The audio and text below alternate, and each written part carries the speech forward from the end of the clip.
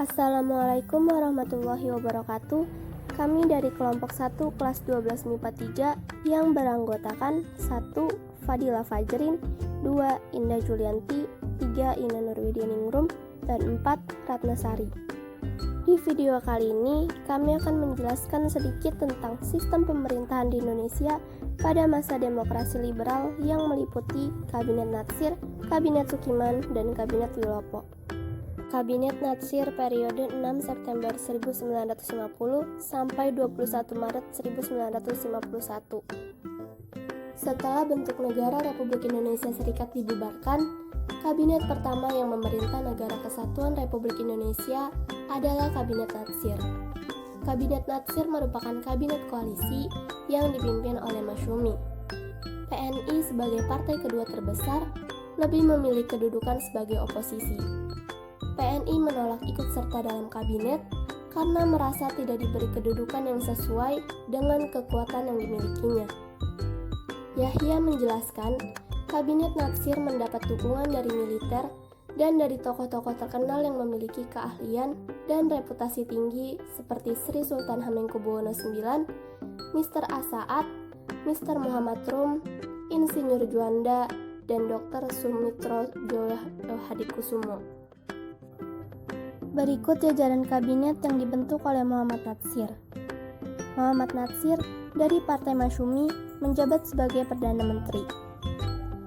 Sultan Hamengkubuwono IX menjabat sebagai Deputi Perdana Menteri. Muhammad Rum dari Partai Masyumi menjabat sebagai Menteri Luar Negeri. Program pokok dari Kabinet Natsir adalah 1. Menggiatkan usaha keamanan dan ketentraman, 2. Konsolidasi dan menyempurnakan pemerintah, 3. Menyempurnakan organisasi angkatan perang, 4. Mengembangkan dan memperkuat ekonomi kerakyatan, dan 5. Memperjuangkan penyelesaian masalah Irian Barat. Pada masa pemerintahan dan kekuasaan Kabinet Natsir, terjadi pemberontakan hampir di seluruh wilayah Indonesia.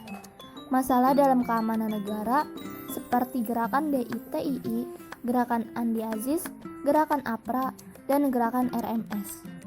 Perundingan-perundingan masalah Irian Barat juga mulai dirintis, namun mengalami jalan buntu. Oleh karena itu, muncul mosi tidak percaya terhadap Kabinet Natsir. PNI juga tidak menyetujui berlakunya Peraturan Pemerintah Nomor 39 Tahun 1950 tentang DPRD yang dianggap menguntungkan Masyumi. Mosi itu disampaikan kepada parlemen tanggal 22 Januari 1951 dan memperoleh kemenangan, sehingga pada tanggal 21 Maret 1951 Perdana Menteri Natsir mengembalikan mandatnya kepada Presiden. Kabinet Sukiman periode 27 April 1951 sampai 3 April 1952. Setelah Kabinet Natsir mengembalikan mandatnya kepada Presiden, Presiden menunjuk Sartono, Ketua PNI, menjadi formatur. Hampir 1 bulan Sartono berusaha membentuk kabinet koalisi antara PNI dengan Masyumi. Namun, usahanya itu mengalami kegagalan, sehingga ia mengembalikan mandatnya kepada Presiden setelah bertugas selama 28 hari, yakni dari 28 Maret 1951 sampai dengan 18 April 1951. Presiden kemudian menunjuk Sukiman dari Partai Masyumi dan Joyo Soekarto dari Partai PNI sebagai formatur. Walaupun mengalami sedikit kesulitan, namun akhirnya mereka berhasil membentuk kabinet koalisi antara Masyumi dengan PNI dan sejumlah partai kecil. Kabinet koalisi itu dipimpin oleh Sukiman dan kemudian lebih dikenal dengan sebutan Kabinet Sukiman. Kabinet Sukiman memiliki program 7 pasal dan diantaranya mirip dengan program dari Kabinet Natsir. Hanya beberapa hal mengalami perubahan dalam skala prioritas. Misalnya, mengenai pemulihan keamanan dan ketertiban. Usia kabinet ini tidak jauh berbeda dengan Kabinet Natsir, karena pada masa kabinet ini banyak menghadapi masalah-masalah seperti krisis moral yang ditandai dengan munculnya korupsi yang terjadi pada setiap lembaga pemerintahan dan kegemaran akan barang-barang mewah. Kabinet Sukiman juga memprogramkan untuk merebut kembali Irian Barat dari tangan Belanda, walaupun belum juga membawa hasil. Kedudukan Kabinet Sukiman semakin tidak stabil, karena hubungan dengan militer yang kurang baik, terutama terlihat dari sikap pemerintah menghadapi pemberontakan yang terjadi di Jawa Barat, Jawa Tengah, dan Sulawesi Selatan yang kurang tegas. Selanjutnya, kedudukan Kabinet Sukiman semakin bertambah goyah sebagai akibat terjadinya pertukaran nota antara Menteri Luar Negeri Subarjo dengan Duta Besar Amerika Serikat Merle Cochrane mengenai bantuan ekonomi dan militer berdasarkan Ikatan Mutual Security Act atau Undang-Undang Kerjasama Keamanan. Kerjasama itu dinilai sangat merugikan politik luar negeri bebas aktif yang dianut Indonesia, karena Indonesia harus lebih memperhatikan kepentingan Amerika Serikat. Bahkan lebih dari itu, Kabinet Sukiman dituduh telah memasukkan Indonesia ke dalam blok barat. Oleh karena itu, DPR menggugat kebijakan Kabinet Sukiman.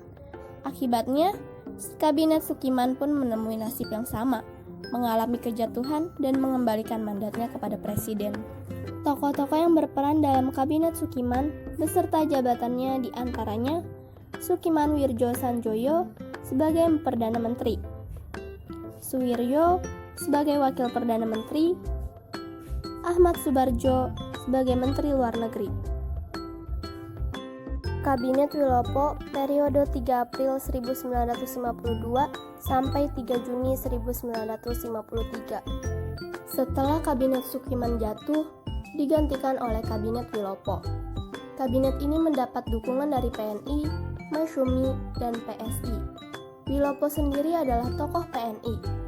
Program kerja kabinet ini ada 6 pasal, dan ada yang paling penting dari ke-6 program itu adalah mempersiapkan pelaksanaan pemilihan umum. Kabinet ini juga memprogramkan untuk meningkatkan kemakmuran rakyat dan menciptakan keamanan dalam negeri. Program luar negerinya ditekankan kepada perjuangan pengembalian Irian Barat serta melaksanakan politik luar negeri yang bebas aktif. Dalam perkembangan selanjutnya, muncul golongan yang anti peristiwa 17 Oktober 1952 dari kalangan Angkatan Darat sendiri. Menteri Pertahanan, Sekretaris Jenderal Adi Budi Harjo, dan sejumlah perwira yang merasa bertanggung jawab atas peristiwa 17 Oktober 1952, diantaranya KSAP TB Simatupang dan KSAD AH Nasution mengundurkan diri dari jabatannya. Kedudukan Nasution digantikan oleh Bambang Sugeng. Walaupun peristiwa 17 Oktober 1952 tidak menyebabkan jatuhnya Kabinet Wilopo, tetapi berakibat menurunnya kepercayaan masyarakat terhadap pemerintah. Masalah lain yang menyebabkan jatuhnya Kabinet Wilopo adalah masalah tanah di Tanjung Morawa, satu kecamatan di Sumatera Timur. Di kecamatan itu terdapat perkebunan asing, antara lain perkebunan kelapa sawit, teh, dan tembakau. Atas dasar persetujuan KMB, para pengusaha asing itu menuntut pengembalian lahan perkebunan mereka. Padahal, perkebunan itu telah digarap oleh rakyat sejak zaman pendudukan Jepang. Ternyata, pemerintah menyetujui tuntutan dari para pengusaha asing itu dengan alasan akan menghasilkan devisa dan akan menarik modal asing lainnya masuk ke Indonesia. Peristiwa itu dijadikan sarana oleh kelompok yang anti kabinet dan pihak oposisi lainnya untuk mencela pemerintah. Kemudian, mosi tidak percaya muncul di parlemen. Akibatnya, Kabinet Wilopo mengembalikan mandatnya kepada Presiden pada tanggal 2 Juni 1953 tanpa menunggu mosi itu diterima oleh parlemen. Kabinet ini merupakan second kabinet karena terdiri atas para pakar dan ahli di bidangnya. Kabinet ini mengalami tantangan berat berupa gerakan separatis di sejumlah daerah dan beberapa pemberontakan lain sehingga mengakibatkan kabinet ini runtuh. Berikut adalah jajaran yang memimpin Kabinet Wilopo beserta jabatannya adalah Mr. Wilopo dari Partai PNI sebagai Perdana Menteri, Prawoto Mangkusasmito dari Partai Masyumi sebagai Wakil Perdana Menteri, Mr. Muhammad Rum dari Partai Masyumi sebagai Menteri Dalam Negeri. Sekian video dari kami. Wassalamualaikum warahmatullahi wabarakatuh.